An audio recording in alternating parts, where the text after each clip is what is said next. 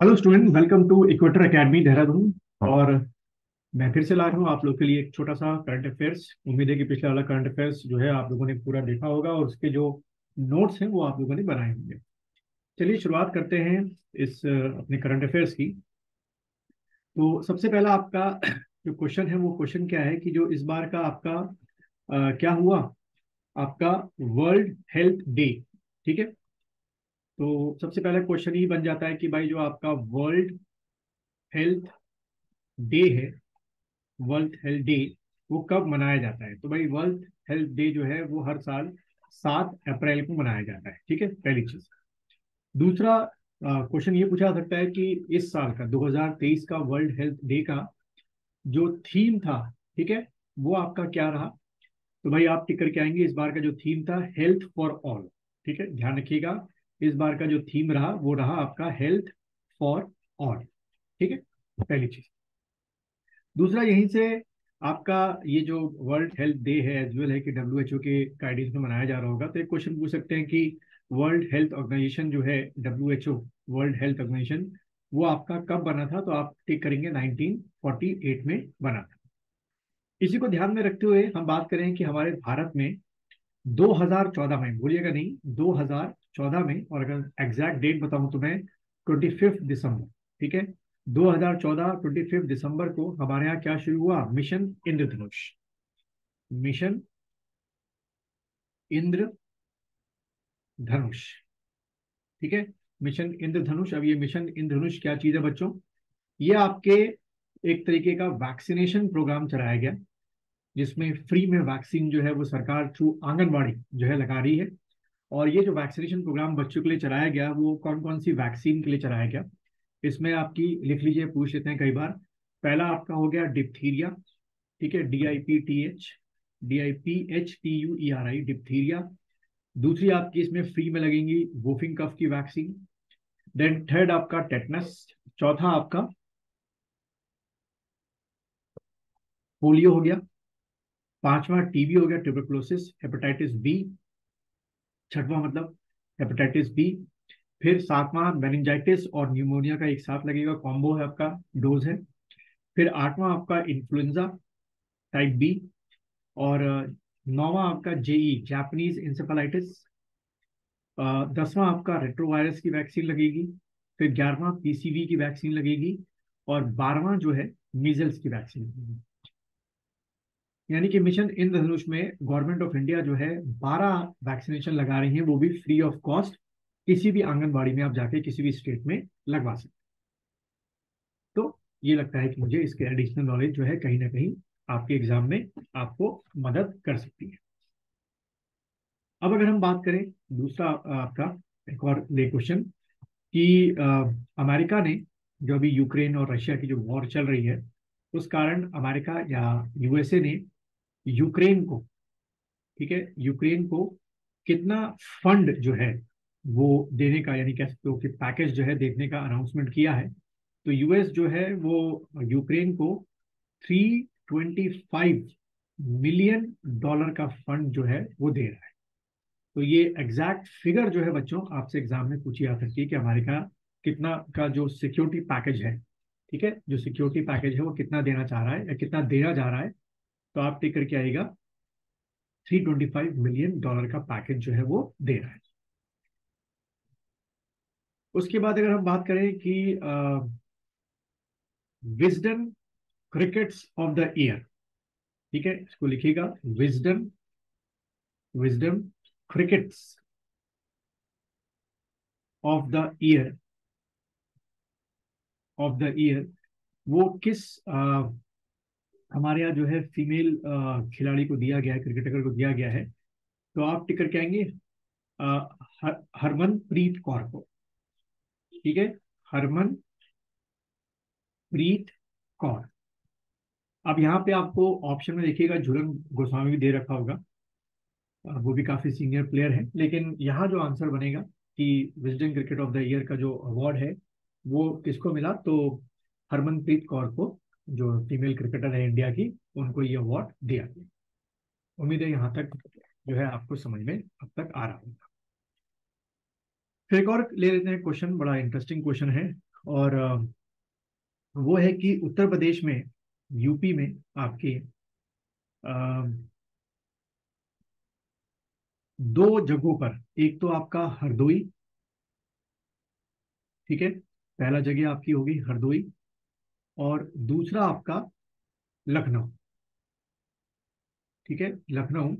इन दोनों जगहों पर क्या ओपन किया गया है, पीएम, आपका पीएम मित्रा पार्क, PMMITRA, मित्रा पार्क, ठीक है, पीएम मित्रा पार्क। अब ये पीएम मित्रा पार्क क्या है, तो ये जो पीएम मित्रा पार्क पार्क है, ये टेक्सटाइल इंडस्ट्री को बढ़ाने के लिए ये जो है आपका पब्लिक प्राइवेट पार्टनरशिप शुरू की गई है। और ये जो है इसमें जितने भी आपके टेक्सटाइल से जुड़े लोग हैं वो क्या होंगे, इस पार्क में शामिल होंगे। और आपको ये बताना चाहिए कि इस पार्क की वजह से हम अच्छा खासा जो है बाहर से क्या अट्रैक्ट करेंगे, जो एफडीआई है बाहर से, वो हम कोशिश कर रहे हैं कि इससे क्या करें, अट्रैक्ट करें। एफडीआई जितना होगा अच्छा है, हमारे बाहर से क्या है, ये एफडीआई है। यहाँ एक और चीज आपको समझनी चाहिए कि टेक्सटाइल जो है वो आपकी सेकेंड लार्जेस्ट एम्प्लॉयमेंट देने वाली इंडस्ट्री है, ठीक है, सेकेंड लार्जेस्ट एम्प्लॉयमेंट देने वाली जो है इंडस्ट्री है। पहले नंबर पे आपको पता होगा एग्रीकल्चर है हमारा, जिसमें काफी लोग जो है एग्रीकल्चर के जो लोग हैं वो किससे, टेक्स्ट एग्रीकल्चर से जुड़े होते हैं, पॉपुलेशन के हिसाब से बात करें।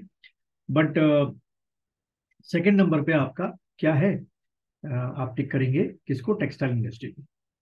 यहाँ एक और फैक्ट आपको जानना जरूरी है, और वो ये है कि टेक्सटाइल इंडस्ट्री एक ऐसी इंडस्ट्री है जो एग्रीकल्चर के साथ काफी, जो पानी होती है, पानी जो फ्रेश वाटर होता है उसका यूज करते हैं। तो फ्रेश वाटर का यूज एग्रीकल्चर में भी काफी होता है, प्रोडक्शन में काफी होता है, हम सब जानते हैं इस बात को। और टेक्सटाइल इंडस्ट्री में भी काफी अच्छा खासा क्या होता है, इसका यूज होता है। और अगर हम बात करें कि इंडिया जो है वो सिक्स लार्जेस्ट एक्सपोर्टर है टेक्सटाइल का इन दी वर्ल्ड, ये भी एक फैक्ट आ सकता है, six largest exporter in the world. तो उम्मीद है यहां तक आपको समझ में मेरी बात आ रही होगी। चलिए अगला बढ़ते हैं, हम लोग एक और क्वेश्चन को देख लेते हैं। वो है आपका क्वेश्चन एक और, क्या फसल बीमा योजना या पीएम फसल, ये नाम आपने कई बार सुना होगा, बीमा योजना, फसल बीमा योजना। पहली बात तो ये कि इसको लेके जो करंट अफेयर्स का क्वेश्चन है वो ये बन रहा है कि आउट ऑफ 28 स्टेट्स फसल बीमा योजना में टॉप पोजीशन पे, ठीक है, जिसने अपने यहाँ अगर कोई फसल खराब हुई है तो उस स्टेट की गवर्नमेंट ने अच्छा खासा बीमा प्रोवाइड करवाया है, तब आप टिक करके आएंगे कर्नाटका, ठीक है। कर्नाटका जो है पहला स्टेट बना है पीएम फसल बीमा योजना में प्रोवाइड करने। दूसरा फैक्ट यहाँ से कि फसल बीमा योजना शुरू कब किया गया था, तो 2016 में ये शुरू किया गया था, ठीक है, ये याद रखना है। देन अनदर फैक्ट ये है कि ये किसके अंडर में आता है, तो मिनिस्ट्री ऑफ एग्रीकल्चर के अंडर में ये स्कीम पूरी की पूरी आती है। इस फसल बीमा योजना में जो किसान है, अगर खरीफ के किसान है तो उनको कुल 2% ही खाली प्रीमियम देना होता है, बहुत कम, ना के बराबर प्रीमियम है अपनी फसल को बीमा कराने के लिए। और अगर, तो ये खरीफ का हो गया, ठीक है, परसेंटेज पूछ सकते हैं कि भाई खरीफ की फसल अगर कोई किसान करता है तो कितना परसेंट प्रीमियम देता है, तो आप ये करेंगे 2%। वहीं पे राबी की फसल के लिए, राबी की फसल के लिए आपका 1.5% जो है वो बीमा प्रीमियम जो है वो किसान देता है। और वहीं पे अगर किसान जो है हॉर्टिकल्चर में इन्वॉल्व है, ठीक है, हॉर्टिकल्चर आप लोगों को पता होगा, फ्रूट्स को लेकर, वेजिटेबल्स को लेकर, तो वही उसका जो प्रीमियम है वो सीधा 5% हो जाता है। तब भी देखा जाए, अगर मान लीजिए 100 रुपये का पूरा लागत है, उसका 5% बहुत कम होता है, ऐसे 2% खरीफ के लिए, 1.5% रावी के लिए प्रीमियम किसान देगा, और बाकी का जो पैसा होगा वो सरकार अपने लेवल से प्रोवाइड कराएंगे। तो मेरा मानना है कि ये बहुत अच्छी स्कीम है, और किसानों को काफी हद तक इससे क्या मिला है, बैकअप मिला है। पर यहाँ आपको एक और बात समझनी पड़ेगी कि भारत में ज्यादातर जो है हमारे यहाँ, वो क्या है, मार्जिनल फार्मर्स है, ठीक है, मार्जिनल फार्मर्स, ये भी एक क्वेश्चन बन जाता है एमसीक्यू में। और मार्जिनल फार्मर को आप इस तरीके से समझ सकते हैं कि ज्यादातर किसान किसान जो हमारे यहाँ हैं, उनके यहाँ, उनके पास लेस देन 1 हेक्टेयर क्या है, जमीन, 1 हेक्टेयर से कम, ये ध्यान में रखना है। कई जगह 0.95 लिखा हुआ है, कई जगह 95 लिखा हुआ है, कई जगह 0.90 लिखा हुआ है, तो हम कहते हैं कि 1 हेक्टेयर से कम की जमीन। तो ये भी है कि भाई जिनके पास 1 हेक्टेयर से कम की जमीन होती है वो कमर्शियल लेवल पे इतना फार्मिंग नहीं करते हैं फार्मर्स। वो सिर्फ उतनी ही फार्मिंग करते हैं जितना उनके लिए सफिशिएंट हो, यानी कि प्रॉफिटेबल फार्मिंग देखी जाए तो अभी भी हमारे भारत में इतने हद तक नहीं हो पाती। ठीक है, तो उम्मीद है ये क्वेश्चन अभी आपको अच्छी तरीके से समझ में आ गया हो। अब अगला एक और बड़ा अच्छा क्वेश्चन है जो आ सकता है, वो क्या है कि नाटो का अभी हाल में 31st जो मेंबर है वो कौन सा देश बना है? तो आप टिक करेंगे फिनलैंड। ठीक है, नाटो का 31st मेंबर जो बना है वो फिनलैंड आपका बना है। अब यहाँ अगर मैं नाटो के बारे में थोड़ा सा आपको बताऊं कि नाटो की जो शुरुआत हुई थी वो ट्रीटी ऑफ ब्रुसेल से हुई थी। जब हमें पूछ सकते हैं कि नाटो बनने की शुरुआत किससे हुई थी, तो ट्रीटी ऑफ आपका ब्रुसेल से हुई थी। ये ट्रीटी मार्च 1948 में शुरू की गई थी। ठीक है, बाय आपके जो बेल्जियम है, नीदरलैंड है, लग्जमबर्ग है, फ्रांस है और यूके है। तो इन 5 कंट्रियों ने ये ट्रीटी शुरू की थी। और नाटो एग्जिस्टेंस में कब आया, अगर ऐसा कुछ आ जाए तो आपका टिक करके आएगा अप्रैल 1949 में आपका ये एग्जिस्टेंस में आ चुका है।